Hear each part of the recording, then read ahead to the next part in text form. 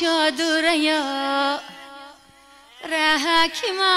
از چادرای در قدمات عمرم اومدگات و نور دیده تاج سر 100 سال گذرد دلم کشونیم از شادادم گل خنده یاری نازنینم باد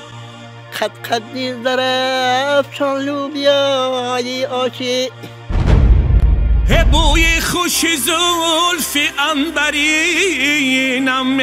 باد کرته هایی که از قدیم به ما میراث مانده بودن و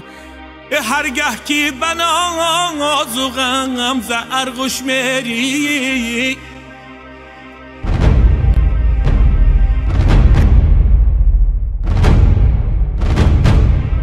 ارغشتی بنازی آستینم میباد این مچه ها هیچ نداره دو زبون شعری داره پیش پات اومدم در قدمات اومدم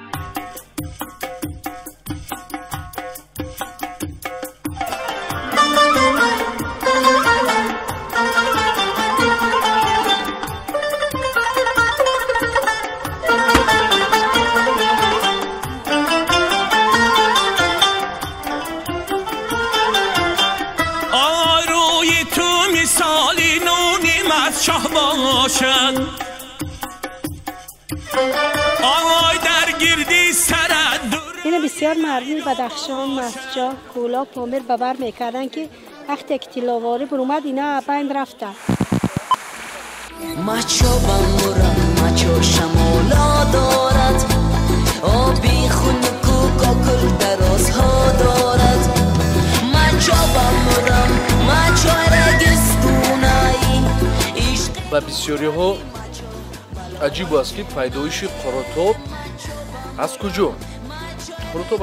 پیدا شد؟